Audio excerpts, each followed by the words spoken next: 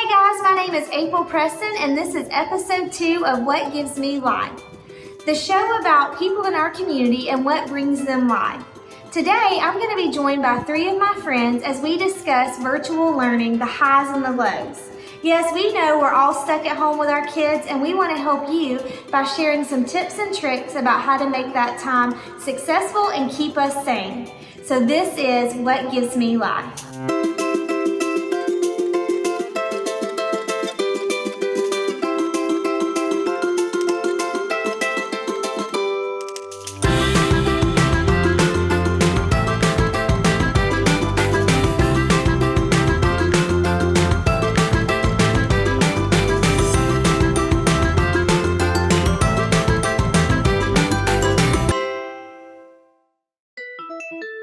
Hey guys, I am here with 3 of my gal pals at their homes.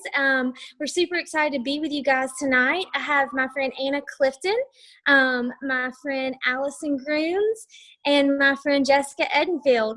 And the cool thing about these ladies is that we all have a different experience right now with virtual learning, and we all have kids of different age groups. Before we jump into our discussion tonight, I just wanted to hear kind of your favorite memories so far in this process. I know for me and my family, the first 3 days of virtual learning fell on my husband's shoulders because I had to work. And so he was home alone with the kids trying to figure out Zoom meetings and Google Hangouts and reading times. And so I got a text message at lunch the second day in, and it said, the kids want to know why the lunchroom lady is so terrible today, and with a rolly eye emoji. And so I'll always look back at this time and just kind of laugh at all the roles that we've had to manage as a family. But I want to hear what you guys have going on. I'll go first. So this time for me has been challenging, but honestly, it's been a lot of things. I don't even think challenging is not even like the one word that I would describe it as. But honestly, I've really loved so much of this time. I travel a ton for work, and so having my travel calendar cleared for like 3 months has been honestly the biggest blessing. And just being able to be with my kids and my family every single day has been just such a gift. So it's been really, really hard just trying to like juggle at home learning with having a business and all of that. But it has been a huge gift. Probably my favorite thing that we've done is we have had so many movie nights, like so many, and we build a fort for the kids. I have a 5 and a 3-year-old, and it's just been really fun. We've done a lot of fun things that we, don't normally make time to just randomly do. And so, what do we have but time these days? So it's been really fun. The first 3 weeks, honestly, were pretty tough, just trying to navigate what this looks like for our family and our jobs. But then last week was actually spring break for me. And so we had some awesome, awesome family time. We love to be outside and hang out. So we went camping. We, hiked. We did a lot of stuff here around the house. We have a very musical family, not myself, but my kids and, Chad and so forth. And so we literally have concerts every single night. We watch movies. We play all kinds of games. And then this week, the kids are actually starting, when we finish this call, quarantine Olympics in the house. So I'm just trying to win this competition for our family. That's awesome. Competitive fun. So for us, the first little bit of time, Kyle, once he came home, it was an adjustment for the girls because dad time means playtime. You know that. So London and Lila, our older 2, 5 and 8, really wanted to go to work with dad certain days of the week. So the first day that London went in, like she got dressed up head to toe, leather jacket, her white kicks, like she was ready for the day. And Kyle started, like talking to her like, hey, London, can you do this? Can you write this down? And he posted a video or whatever. He's like, so I have a secretary, but she can't write. So I don't know what I'm going to do with her. And so it's just fun because Lila's like, is it my week to go to work with Daddy Week? And they love that aspect of it. And I'll send Lila in there with the worksheet. So she's still kind of doing school too. But they really love having Daddy home. But we're going to jump in and get rolling and ask some questions and just take some time to explain what's going on in our lives and how it's working for our family. So, Allison, how has online learning going for your family right now?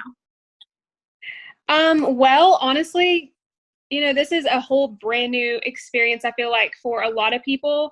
And for us, when you texted me a couple days ago and asked if I would like to be a part of this panel, I just was completely transparent and said, you might want to find someone else to ask because I'm really struggling with this right now.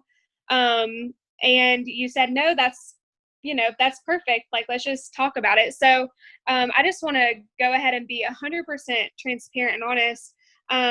Online learning for this season for me personally has been challenging.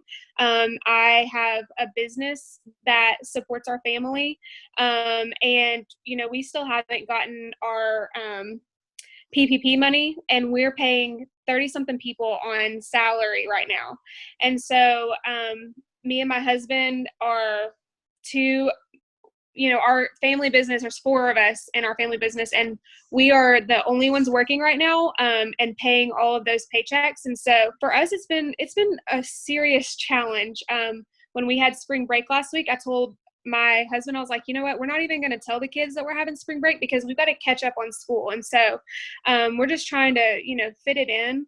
But honestly, it's been a great time for us. I've loved having my kids with me every day. They've really been a part of even what we do as a business in our family. And I feel like they have like a greater understanding of what we even do. And so it's been good, but it's definitely been a challenge for us. Yeah, I feel you. And that's why when you texted me back and were so authentic, I was like, that's exactly what people want to hear. They need to know that they're not alone in the struggle. But I think it's a different understanding for someone that has been in the homeschooling world, and that's where Jessica is. And so I asked Jessica to join us because this is something that's a lifestyle for her family and something that I admire about her. And I see her posts and hear Kyle talk so highly of what she does as a mom.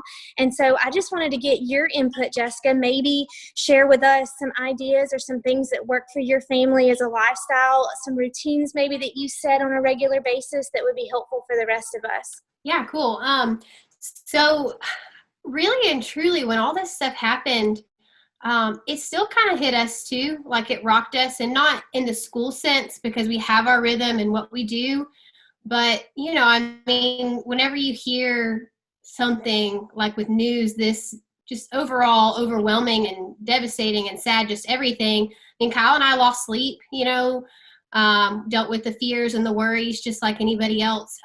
So I would say, honestly, for a week when everyone else was kind of transitioning to the home, I was kind of like, we're just going to back off from school for a while because I got to process some of this. Like, this is heavy. So for us, taking a break is necessary, and it's part of our rhythm and how we go about everything. If we feel like we need a break, then we take a break. But for us, it's just a rhythm. And a rhythm is just kind of how your day goes, like what you start with, and then what's in the middle of that, before lunchtime and after lunchtime nap, those sorts of things. So we start off our morning and our rhythm with morning time, where we just go in, we have our hymn, we do a devotion, we do our scripture reading, and the girls may say a verse back. Kyle will sometimes come in there now that he's working from home, and he'll play the guitar and the piano, and we'll just do our music time then. And it's super sweet, and it's something that we've done from the beginning. It just grounds us in how we start our days. They always start the same. And so I guess the one thing that I wanted to mention on here is that you guys are the ones that are in school and in work, but now you're all at home.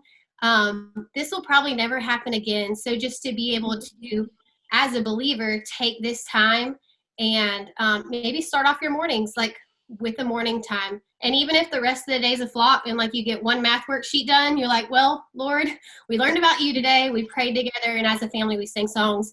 And so I think for anyone in a tough time of life, like just to start off, with the word and kind of go from there. That's so good, Jess. Thank you so much for sharing that. Anna, we have brought you on for a different perspective. Anna is the Carrollton City Schools Assistant Superintendent, so she comes to us with an education background and behind the scenes. And so I think a lot of what we're hearing from parents is they're overwhelmed because they don't understand the expectation. A lot of parents feel like that they're failing their kids, or maybe their kids are going to be behind on the next grade level. And so I think there's a lot of pressure in that. So from your perspective, from an education standpoint, what should we be focusing on, and what should the expectation be for us? As a school district, we really make 3 commitments to our families. We commit that your child is going to be safe, that your child will know somebody cares about them, and then thirdly, that every child will have the opportunity to reach his or her highest potential. And, when I think about that as a parent, that's the same thing that I want in my home for our children too. So the first thing I would say is please don't be fearful that you're going to, like you said, damage your child's educational career during these 6 to 8 weeks at home. Be assured that, we're planning for addressing any academic learning gaps that may be occurring during this time. And then 2, know that, by and large, the essential things that kids have to know really have been mastered by the end to middle of March in preparation for state testing to show what they know. So we've got to acknowledge that everyone is in the same place of uncertainty, and we've got to do our very best to cope. Like Jess was talking about, schedules and structure and routines is something that's the norm when a child's in school. And so you've got to find what works for your family. I believe that structure and routine brings a sense of confidence and order in our families. And when it comes down to it, we all really thrive in knowing what's expected and when things are going to happen in our lives. So if we can find a balance between school time and exercise and relaxation and incorporating our favorite hobbies, that will help us out. And we actually have some examples on our district website at carrolltoncityschools.net. If you go to our at-home learning page there, you'll see some of those that you could actually give a try and see if they work in your home. And then lastly, from a school's perspective, I would just encourage you to stay connected to your child's teacher. And don't be afraid to ask questions or ask for help if you need it. He or she is there to support your child. And I can assure you that they miss your children very, very much. And, want to be there to help support during this time of at-home learning. Yeah, I would say that the schools have done a fantastic job. I know so many teachers are also moms, so they're now teaching their classroom and then turning around and teaching their own children. So kudos to all you teachers out there that are watching tonight. Hats off to you, because you got thrown a curveball and you were excelling and crushing the game. And so we appreciate you so much. Another question, Anna, to throw it back to you real quick, because you're in a unique situation.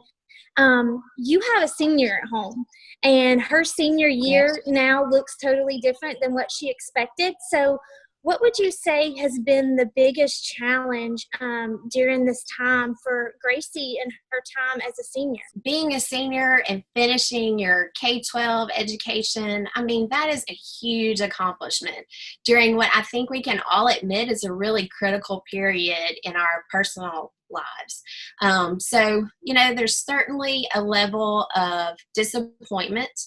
But I think that we'll find that kids are much more resilient than what we give them credit for. I can speak personally for Gracie that, yes, she's very disappointed that she's missing, the last few months with her friends and the different activities that she was looking forward to and so forth. But she really does understand that, this is just the reality of where we are. And, as those of us who are adults that have already had those experiences, I think many of us still cherish those memories so much of our senior year.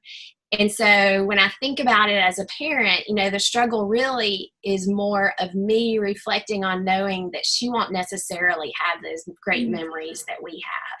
And so that's sad, just to be honest.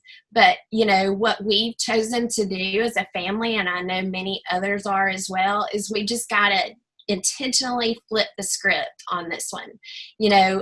Just thinking about the memories that these kids are going to have. The class of 2020, they are going to hopefully have really incredible moments to remember where they have been, spending this time with their families or hopefully people who care about them, those last few months to really just create some special moments with one another. You guys have been awesome.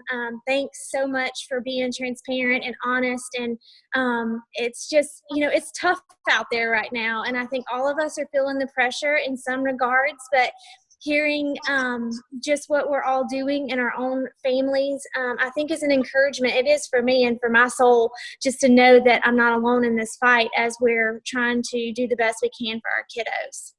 Hey, thanks for tuning in today to What Gives Me Life. We hope that you enjoyed it. And if you're enjoying the show, you can help us out 2 ways. One, we would love for you to post a video about what gives you life and tag us Midway Church so that we can share your posts. And secondly, we would love your ideas for future episodes. So if you have an idea that you would like to see on What Gives Me Life, drop that in the comment below. Also, we'd love to see you on Sunday mornings in our live stream at midwaychurch.com or on our Facebook page at 11 a.m. Hope you have a great evening and stay sane out there, moms and dads.